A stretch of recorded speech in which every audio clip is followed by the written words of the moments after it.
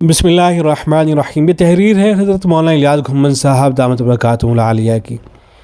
انہوں نے لکھا ہے: السلام علیکم ورحمۃ اللہ وبرکاتہ۔ دارالفتہ دارالعلوم دیوبند اور محتمم دارالعلوم دیوبند مفتی ابوالقاسم صاحب نعمانی دامت برکاتہم کا صد بار شکریہ، جنہوں نے مولانا امین صفدر اکاڑوی رحمہ اللہ کی گراں قدر خدمات کو قدر منزلت کی نگاہ سے دیکھا اور حضرت اکاڑوی رحمہ اللہ اور دارالعلوم دیوبند کے حوالے سے پھیلائے جانے والی غلط فہمیوں کے تمام دروازے ایک ہی تحریر سے بند کر دیے۔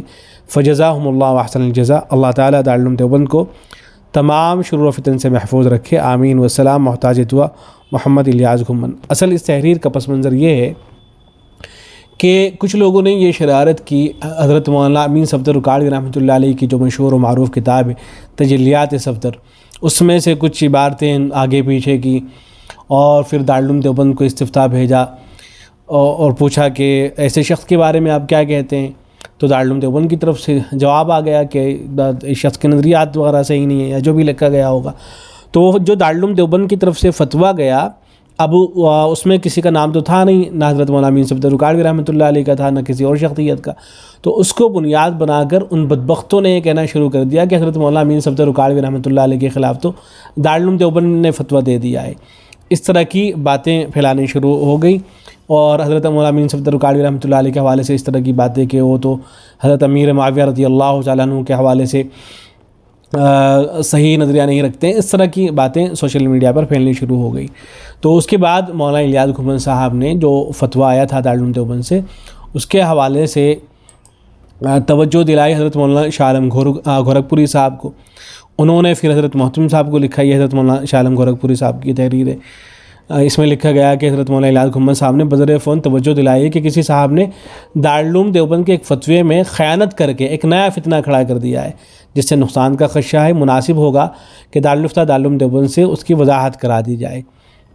تو یہ محتمم صاحب کو لکھا، محتمم صاحب نے دارالعلوم دیوبند کے مفتیان کرام جو ہیں ان کو توجہ دلائی، تو دارالعلوم کی طرف سے جو دارالفتہ ہے وہاں سے وضاحت یہ آئی۔ وضاحت یہ: تجلیات صفدر میں مذکور بعض روایات کی تحقیق پر مشتمل ایک فتوے کی وضاحت۔ دارالعلوم دیوبند سے سابق میں جو فتویٰ دیا گیا ہے اس میں کسی متعین شخصیت پر کوئی حکم نہیں لگایا گیا ہے، اس میں تو ایک اصولی بات تحریر کی گئی ہے کہ یہ روایات ثابت نہیں ہیں، لہذا ان سے نتیجہ اخذ کرنا کہ حضرت امیر معاویہ رضی اللہ تعالیٰ عنہ یزید کی شراب نوشی پر راضی تھے، انہوں نے 5 صحابی کو ڈرایا دھمکایا ہے وغیرہ، یہ درست نہیں ہے۔ جو شخص ایسا کرے گا وہ در حقیقت نعوذ باللہ کاتب وحی سے بغض اور عدالت صحابہ کو مجروح کرتا ہے، جو انسان کے زندیق ہونے کی علامت ہے۔ خلاصہ سابقہ فتویٰ: اس فتوے میں کہیں بھی حضرت مولانا امین صفدر صاحب اکاڑوی رحمۃ اللہ علیہ پر گمراہ زندیق ہونے کا حکم نہیں لگایا گیا ہے۔ دارالفتہ دارالعلوم دیوبند کی طرف یہ نسبت غلط ہے۔ واقعہ ہے کہ حضرت مولانا مرحوم نے ان روایات کے ذریعے مذکورہ بالا نوعیت کا کوئی نتیجہ اخذ نہیں کیا ہے کہ ان پر زندیق وغیرہ ہونے کا حکم لگایا جائے۔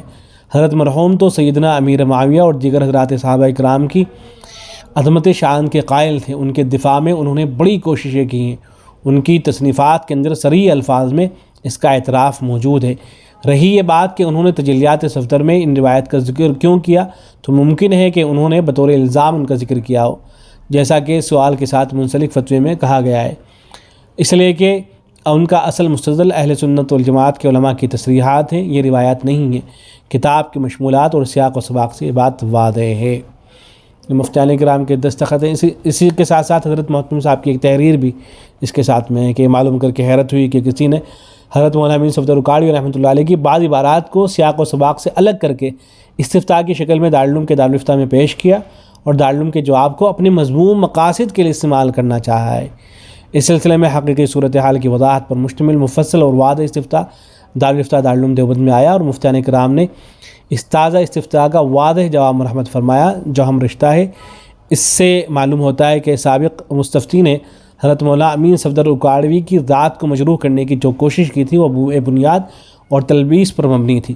اللہ تعالی ہمارے اکابر کی مساعی اور خدمات کو قبول فرمائے اور انہیں ان کا بہترین صلہ عطا فرمائے، آمین۔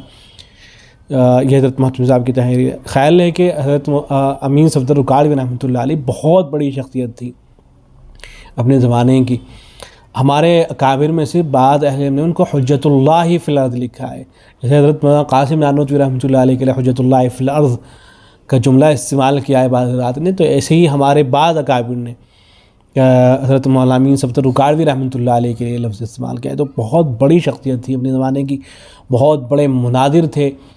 پہلے وہ غیر مقلد تھے، لیکن پھر اہل حدیث تھے پہلے، لیکن پھر علماء دیوبند سے ان کا تعلق قائم ہوا، اور ماشاءاللہ سے ان کی جو کتاب ہیں وہ انتہائی مفید ہے۔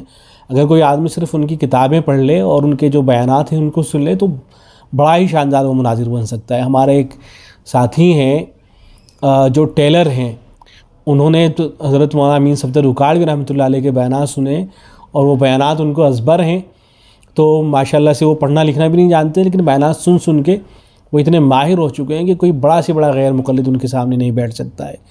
اتنی مہارت ان کے اندر پیدا ہو گئی مناظروں میں۔ تو اتنی بڑی شخصیت تھی وہ اپنے زمانے کی کہ اگر کوئی ان کے بیانات سن لے اور پڑھ لے تو انشاءاللہ وہی بہت بڑا مناظر بن جائے۔ والسلام علیکم ورحمۃ اللہ۔